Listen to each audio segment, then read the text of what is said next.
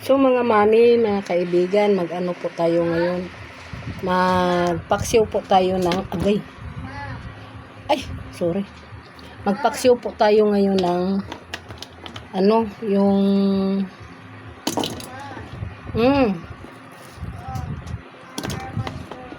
sandali lang. Magpaksiw po tayo ng itong bangos. Lagyan po natin ng kamyas. Tapos lagyan po natin ng mga ricado. Yan. Kung maingay ano. Yan. Para siya ay pag kumulo, maano niya ang langsa. Yan.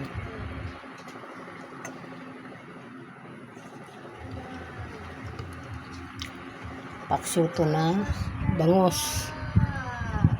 Yan. Po. I-arrange po natin to. Wait lang.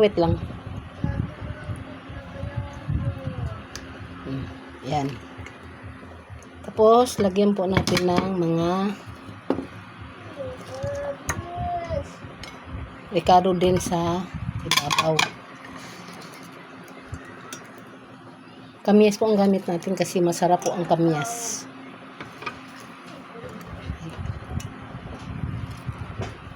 Ayan.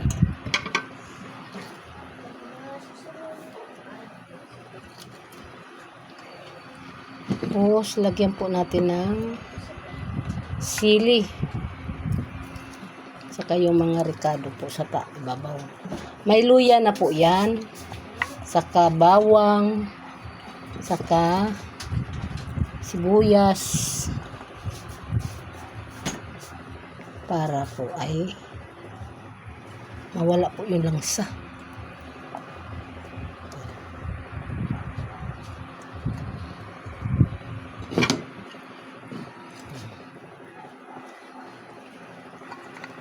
Tapos, lagyan po natin ng ayudize.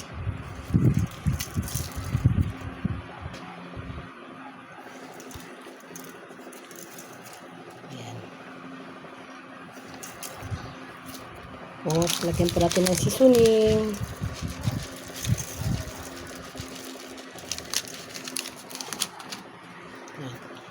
Mag-ano pa pala tayo ng mantika. Lagyan pa po natin ng mantika. Lagyan po natin ng mantika para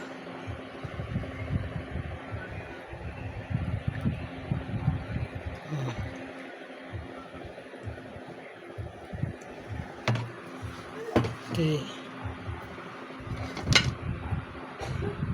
Andarin na po natin.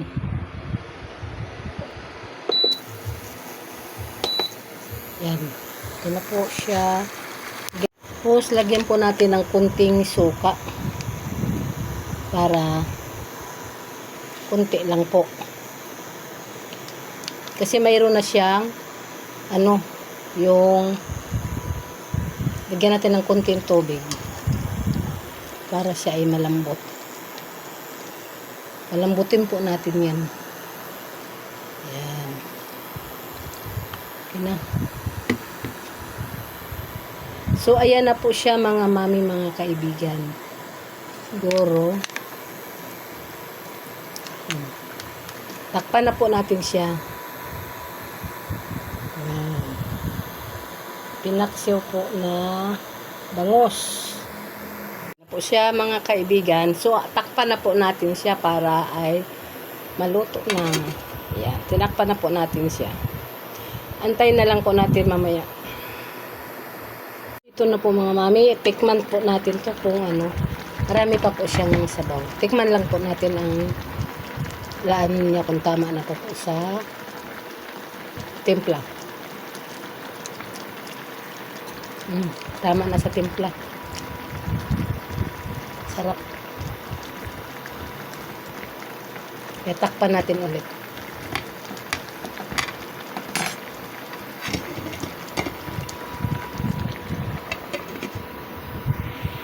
Tingnan po natin ulit. Ayan. Marami pa siyang sabaw kasi nga nagtubig yung ano natin, kamyas. Tama lang niyan para siya ay lagyan po natin ng bell pepper. Bell pepper? Ano itong paminta po.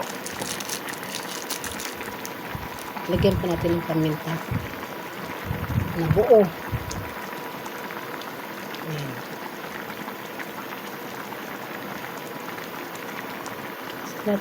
Palambutin po natin to mga kaibigan para sarap. Tikman natin ulit.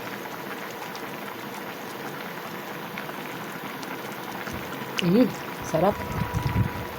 Hindi na pala natin yan lagyan ng gulay mga mami, mga kaibigan, kasi po ano siya, hindi na po magkasya. Paglagyan pa po natin ng gulay yan, hindi na po maano na siya, hindi na mahilagay ang gulay dahil puno na po yung ano. Maliit lang po kasi itong nilagay ko, dapat yung isang malalaki. Akala ko naman kasya pa yung gulay ko ilagay dyan, hindi na pala. Yan, tama na timpla. So, takpan natin ulit. Yan, super lambot yan.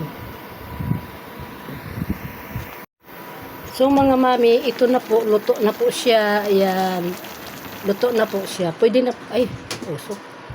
Pwede na po siya kainin. So, yan na po. So, bye-bye.